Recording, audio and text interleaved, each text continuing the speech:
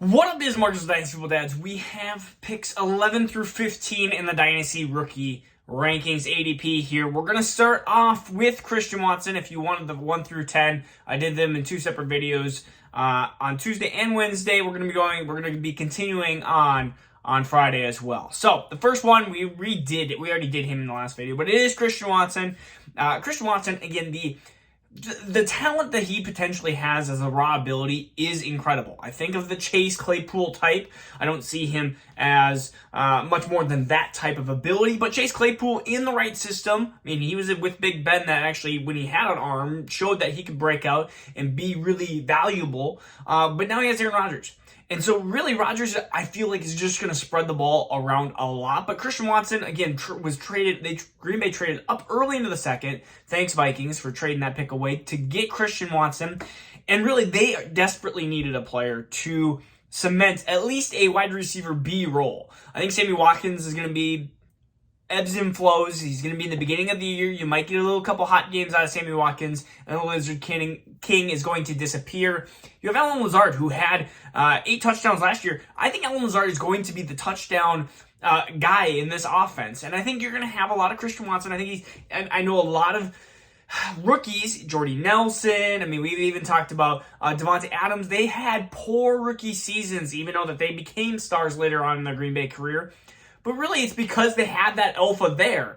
Now Davante Adams is gone. Now, in Green Bay, I guess, logic, usually they would have already Davante Adams and somebody, and then Davante Adams would leave, and that somebody would move up, which is usually Allen Lazard. This is a buy Allen Lazard moment here, especially for a guy who's really a wide receiver like 50 in a lot of different rankings and stuff. I think Allen Lazard's going to have a good year. But Christian Watson, this is when we start to end a tier here. I'm going to talk about one or two other players, and we start to get into this really muddied mess. And so number 12 is George Pickens. There's a lot of question marks on George Pickens. He was one of those players that, if we talked about 12 months ago, was probably the number 1 wide receiver in this draft class, at least close to talent-wise. I saw many other reputable Dynasty analysts say that George Pickens is the number 1 wide receiver, and he just, ACL injury, he's gotten some red flags. He goes to a situation where you have Diontae Johnson, you have Chase Claypool, but they kind of like to move those players out, and eventually they just kind of, George Pickens will slide right in, and I think he's going to have a decent career. I don't see him being that wide receiver 1 potential, but I see him being more into that Chase Claypool statistical realm, not talent realm, statistical realm, where you're going to get a wide receiver that's going to have some really good games, you're going to have some really bad games. He's the boom or bust. And in fact, I think that he will replace Chase Claypool in this offense. He does not follow the Diontae Johnson type path with offensive ability and just route running and stuff like that. That's what Diontae Johnson does. Chase Claypool does more of the deep balls. He's more that athletic type. That's what you're going to get out of George Pickens, who's a very good contested catch. Just has very good hands as well, in my opinion. I think when you look at George Pickens, he's being drafted at 107, and we have to look at other wide receivers or other players in general that are drafted in that 107 range.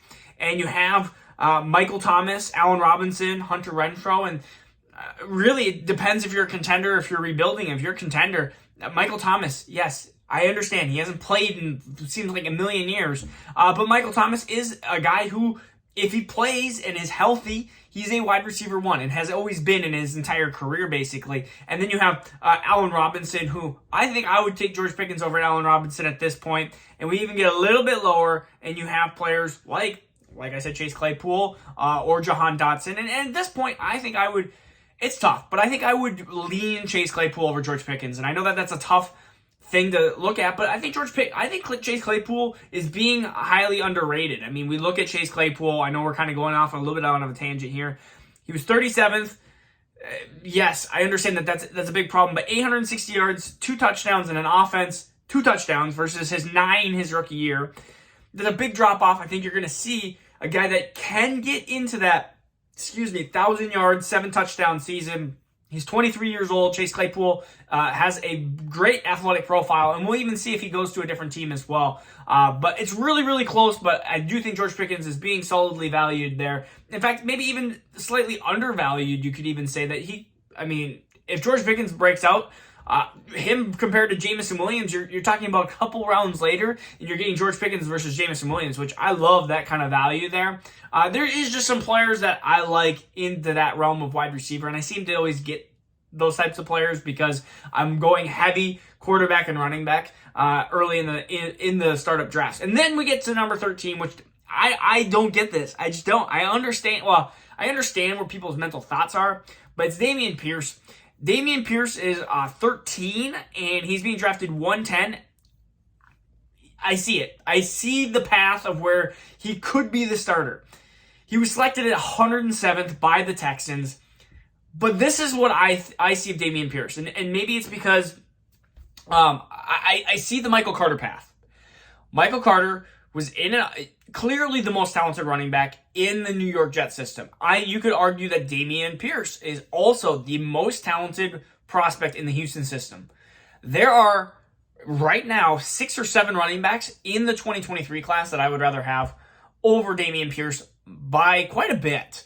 And so I see this being, and I could be wrong, and you have to predict the future, but I see Houston being a team that goes after one of those players like the New York Jets.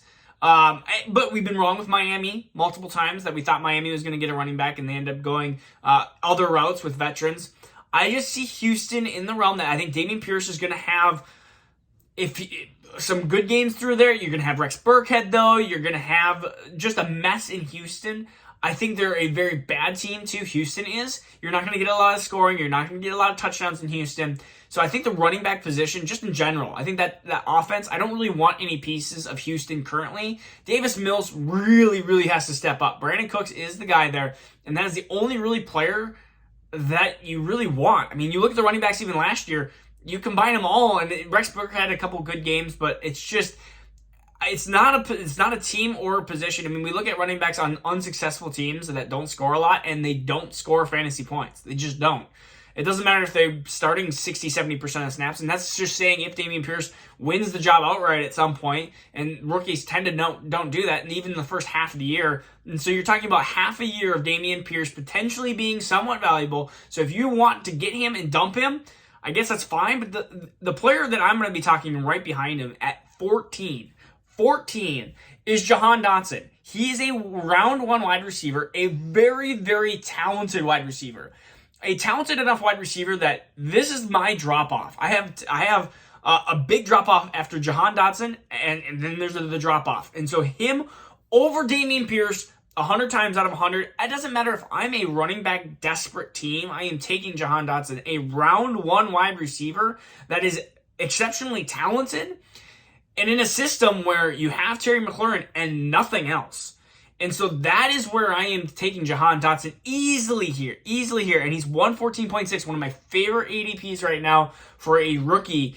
And again, so if you're in a super flex league, know that this is the type of area that you're going to have a drop-off. And you hope that somebody takes a Dameon Pierce. You hope somebody takes an Isaiah Spiller, a Rashad White. You hope somebody takes a Tyler Algier, a Trey McBride. You hope somebody comes up and starts taking some of these players, and Jahan Dotson just keeps falling on down the board. Healthy-wise, I'm trying to think of who I can compare him to.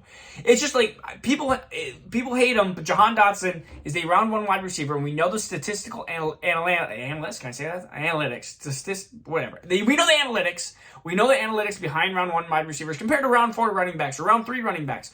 I want the round 1 wide receiver, and if we even look at talent-wise and film-wise, it all leads to Jahan Dotson. So take Jahan Dotson while you can, right there. And we're going to finish off the video with Rashad White. Rashad White, Tampa Bay. He is going to be in that pass-catching role. It's the Giovanni Bernard type of role. It's the James White type of role, which I think can be successful. We don't know how long Tom Brady is going to be there. He's 23 years old, though Rashad White is a little bit older, and he is 6 feet tall, 214 pounds. So he's a little bit bigger of a running back. So we do have to put that in, that he's a little bit different But we also know that Bruce Arians hates running backs. Bruce Arians now gone, retired, but that system hated running backs. We'll see what happens with the new type of system that Tampa Bay is running. If it was Bruce Arians, then I would say Rachaad White, danger alert. He's in the top 3 rounds of being drafted, so that is the positive. That is the kind of dark line cutoff, is that end of 3rd round there. And so Rachaad White, I mean, I would have, if you told me Rachaad White or Dameon Pierce, who do I have to pick? I am taking Rachaad White because of the draft capital, because I see an immediate role into that offense that Tom Brady has basically professed that he has liked. I understand that there is a ton more competition in Tampa Bay, but that competition is dwindling. I mean, Ronald Jones gone. You have now Leonard Fournette, injury prone-ish, and Leonard Fournette is a capable pass catcher. You could easily see them go, nah, we're not going to take Leonard Fournette. We're going to ease off his load. We're going to have Rachaad White be more of that pass catching back. If you're a Keyshawn Vaughn lover, sorry, your time is up. I would end being a Keyshawn Vaughn lover. So, again, that is the 11 through 15 here. We start getting into this drop-off. I'm going to talk about 16 through 20 here on Friday. It is very important to understand what we are going to be doing with some of these picks here, because it starts to get a little bit fuzzy and crazy right now. All right, this is Marcus with Dynasty Fun. Peace out. Take care.